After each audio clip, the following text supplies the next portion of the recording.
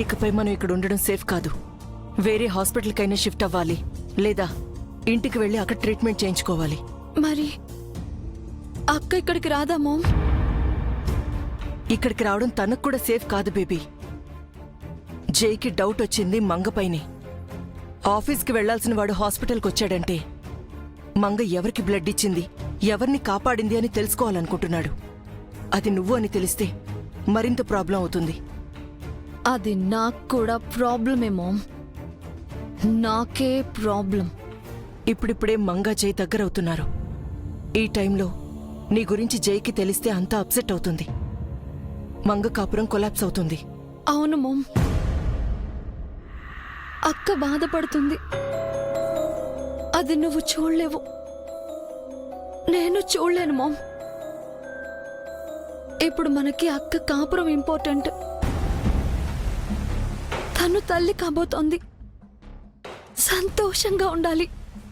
అందుకే బేబీ, మంగని రిస్క్లోకి నెట్టకుండా మనమే ఇక్కడి నుంచి షిఫ్ట్ అవుదాం. కావాలంటే అక్కనే అక్కడికి రమ్మని చెప్దాం. అలాగే మామ్, వెంటనే వేరే హాస్పిటల్కో మన ఇంటికో వెళ్ళిపోదాం. నాకు కూడా ఇక్కడ ఉండాలని లేదు మామ్, అక్కని ఇబ్బంది పెట్టాలని అస్సలు లేదు. వెంటనే వెళ్ళిపోదాం మామ్. ఓకే బేబీ, నువ్వింకేం టెన్షన్ అవ్వకు. నేను షిఫ్టింగ్ ఏర్పాట్లు చూస్తాను. మంగని సేవ్ చేద్దాం. వాళ్ళు బయటకొచ్చారేంటి చంద్రిక? లోపలేం జరిగినట్టు లేదే. నిత్యను స్వరూప ఎక్కడో దాచిపెట్టినట్టుంది. ఏ బెడ్ కిందనో బాత్రూంలోనూ దాచిపెట్టుంటుందిలే. జై అంత ఈజీగా వదలడే. ఇంకా ఏం ఆలోచిస్తున్నారు సార్? ఇక్కడ ఏం లేదని మీకు చెప్పాను కదా సార్. నో చరి, ఇక్కడ ఏదో జరుగుతుంది. ఆంటీ ఫేస్లో టెన్షన్ చూసావా? అయినా ఒక సర్వెంట్ కోసం 2 days స్పెండ్ చేయాల్సిన అవసరం లేదు. Something is wrong. ఇంట్లో మంగ టెన్షన్, ఇక్కడ ఆంటీ టెన్షన్. మామయ్య అత్తేలు హాస్పిటల్కి రావడం, ఇదంతా చూస్తుంటే ఇక్కడేదో గోల్మాల్ జరుగుతుంది చరి. అదేంటో కనిపెడదాం. ఎలా కనిపెడతారు సార్?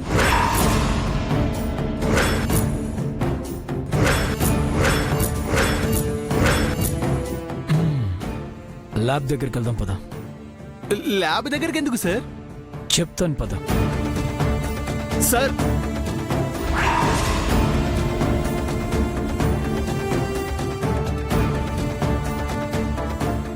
Excuse me. ఎస్. నిన్న స్వరూప శ్రీనివాసన్ ఆవిడ ఒక పేషెంట్ని ఇక్కడ అడ్మిట్ చేశారు. ఆ పేషెంట్కి బెడ్ ఎక్కిచ్చారు. ఆ రిపోర్ట్స్ కొంచెం ఇవ్వగలరా? మీరెవరు సార్? స్వరూప శ్రీనివాస్ మా ఆంటీ, నేను వాళ్ళ అల్లుడిని. Just minute sir. Yeah.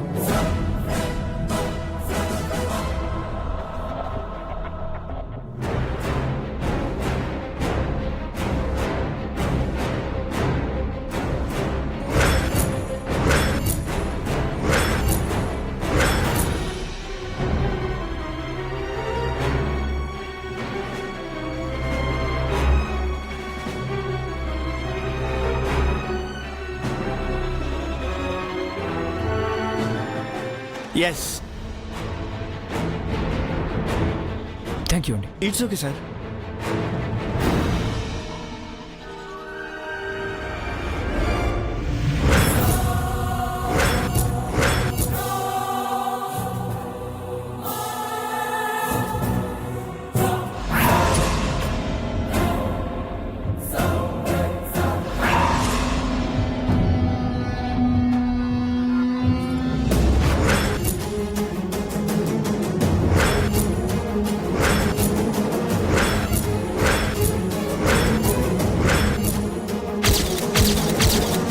Sorry doctor.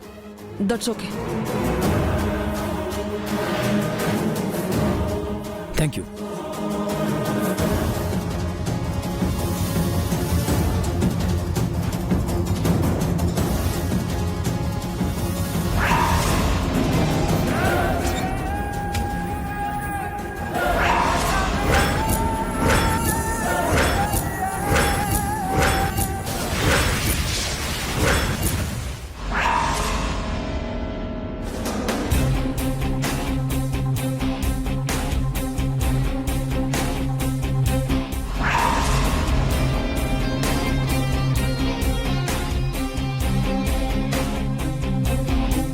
Patient ఎవరో తెలిసిందా సార్?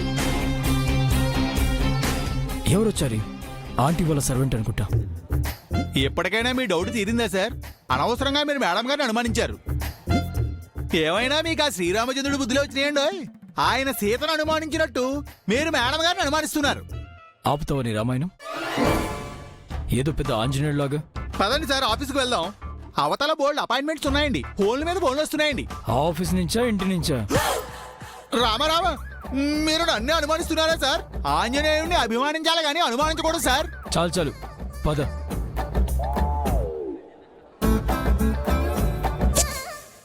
సార్ ఈ రిపోర్ట్స్ మన దగ్గర ఎందుకండి? ఇచ్చేస్తే పోలా? వెళ్ళి ఇచ్చిరాపు.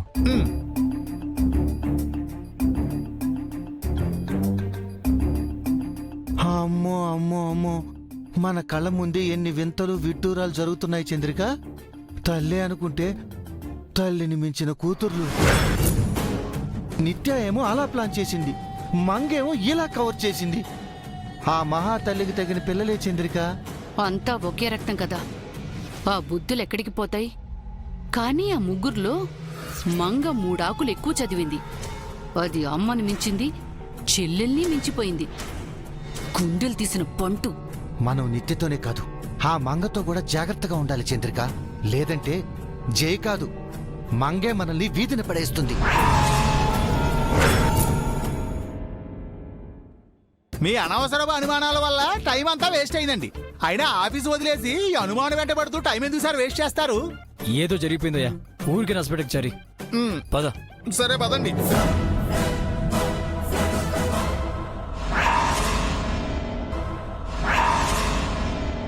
ఏమిటి సార్ మళ్ళీ ఆగిపోయారు?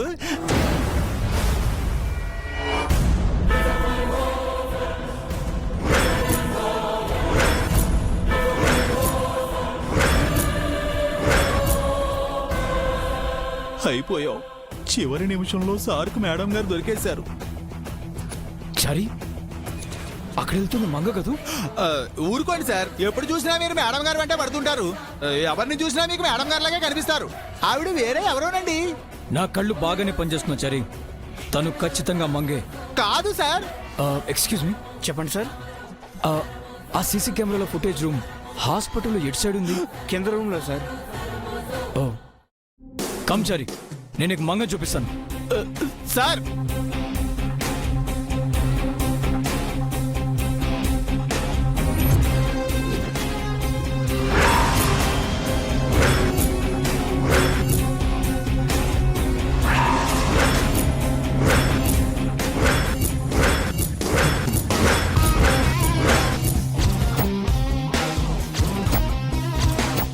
పిన్ కూడా వచ్చిందండి చారి.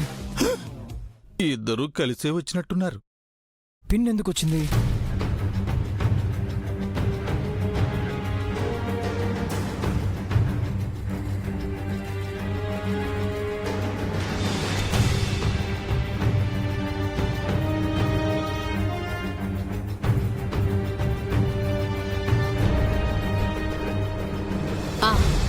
ఏమన్నారమ్మా డాక్టర్?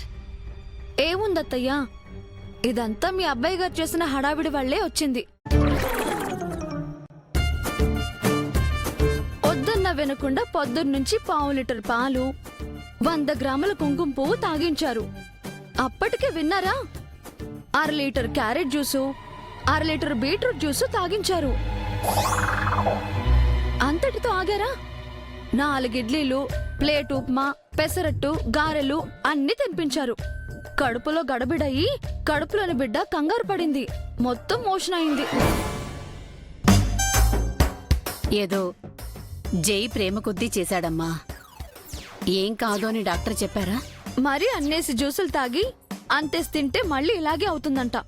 మీ అబ్బాయికి చెప్పండి అత్తయ్య, ఇంకే హడావిడి చేయొద్దని. చెప్తానులేమ్మా. అబ్బో, ఇప్పుడే చెప్పమాకండి. మళ్ళీ హాస్పిటల్లో ఉన్నానని తెలిస్తే ఆఫీసులో పనులన్నీ వదిలేసి పరిగెత్తుకుని వచ్చేస్తారు. సాయంత్రం జై ఇంటికి రాగానే చెప్తాను, సరేనా?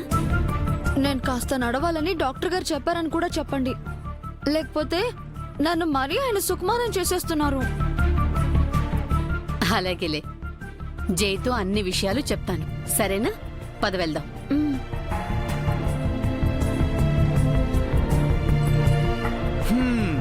చూసారా, విన్నారా? ఇదంతా తమర నిర్వాహకం వల్లే వచ్చిందటండి. అయినా పొద్దుటే అన్నేసి జ్యూసులు ఎందుకు ఇచ్చారు సార్? అంటే జ్యూస్ తాగితే బిడ్డకు మంచిది అని.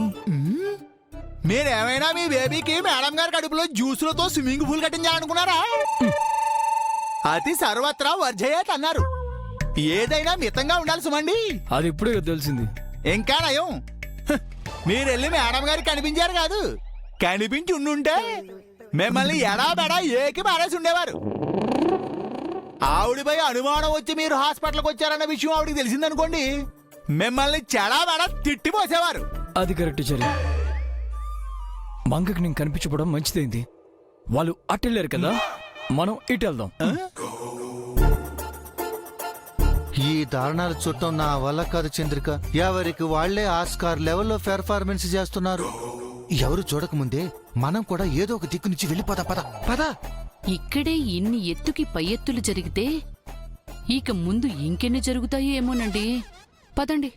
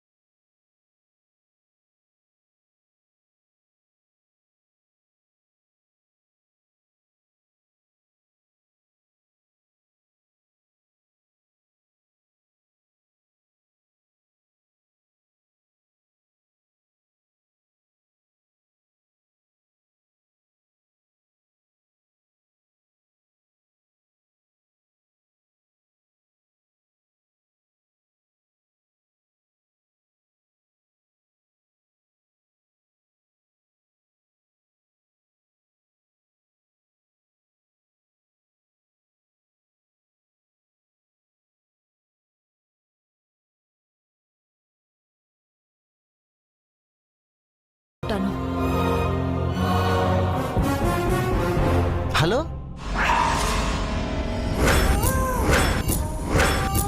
ఏంటి చంద్రిక ఏదో త్రిల్లు కిక్కు అంటుంది? దాని పైత్యం ఏదో దానికి ఉంటుందిగా. తన గొంతు వింటుంటే పైత్యంలా లేదు, ఏదో ప్రమాదంలా ఉంది. ప్రమాదం ఉన్నా అది మనకి కాదు, మంగకుంటుంది. మనల్ని కూడా రమ్మన్నదిగా, మనకేం కాదుగా. గాడిదతో వ్యవసాయం చేస్తూ కాలితన్నులకు వెరిస్తే ఎలా? మనం అనుకున్నది జరగాలంటే ఆ నిత్య ఏం చెప్పినా వినాలి. పదండి, మంగతో పాటు వెళ్దాం. భోంచేసి వెళ్దాం చంద్రిక. బా, ఇప్పుడు తిండిగోలేనా? అంటే కడుపు కూటికేడిస్తే కొప్పు పూలకేడ్చిందని ఎవడు గోలాడిది.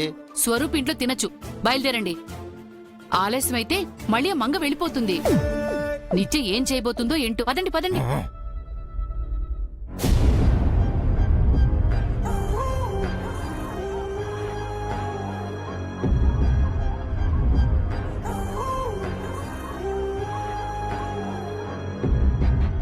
ఒసే మంగా, నా బానిస, ఇక్కడికి వస్తున్నావా? రా, నీ మెడలు వంచి నాకు కావలసింది తీసుకుంటాను.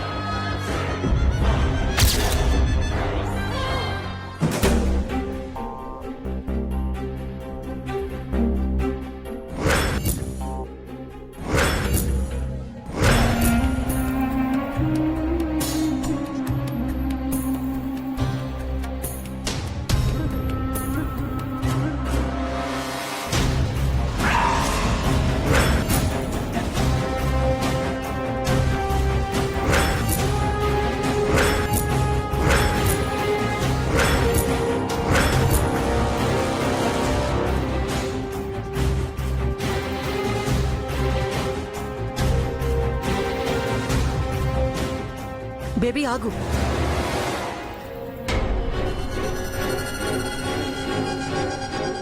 ఏంటి బేబీ, ఆ బ్యాగ్ ఏంటి? ఎక్కడికెళ్తున్నావు? ఐఎమ్ సారీ మామ్, నేను ఇక్కడ ఉండలేను.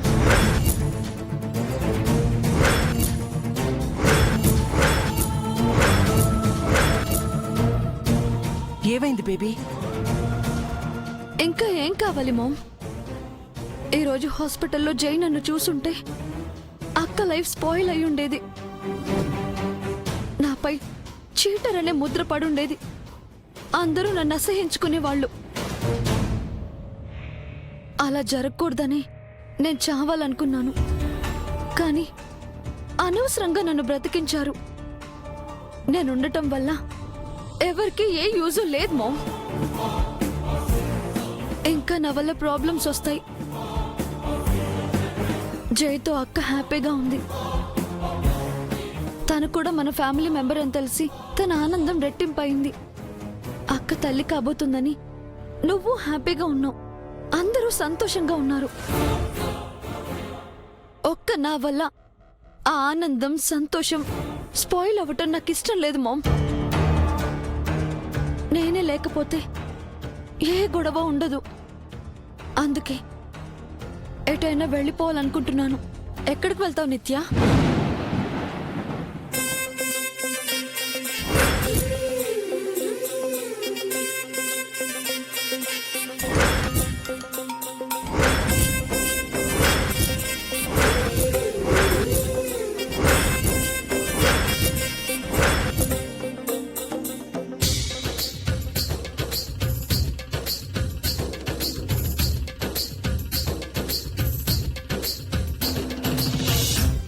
అక్క,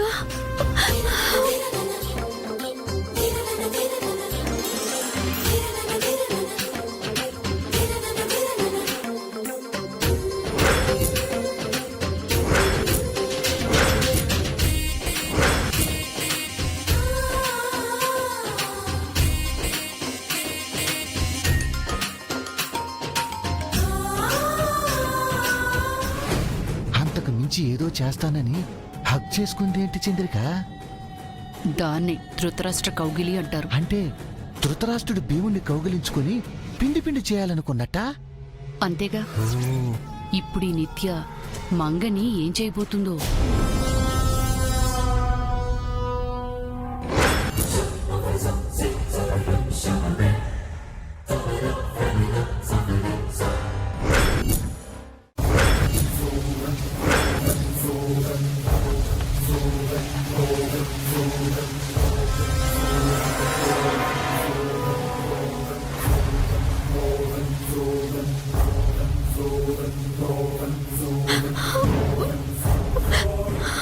నువ్వు రావేమో అనుకున్నానక్క.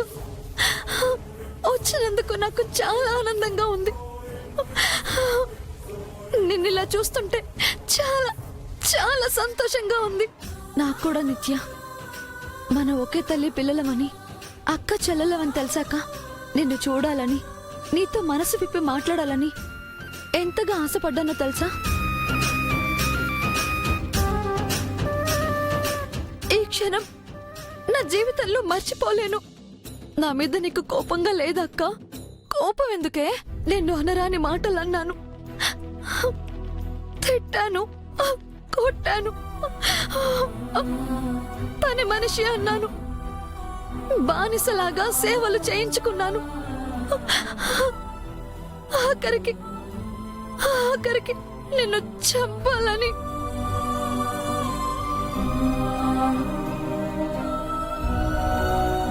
నేనింత చేసినా నాపై నీకు కోపం రావట్లేదా? నన్ను తిట్టాలని కొట్టాలని అనిపించట్లేదా? అవన్నీ మనం ఎవరో తెలియకే కదా చేశావు. నేను కూడా నీపై ప్రతీకారం తీర్చుకోవాలనుకున్నాను. పాపం మనిద్దరి మధ్య అమ్మ ఎంతగా నలిగిపోయిందో, మనకు నిజం చెప్పి మనల్ని కాపాడాలని ఎంతగా మదన పడిందో.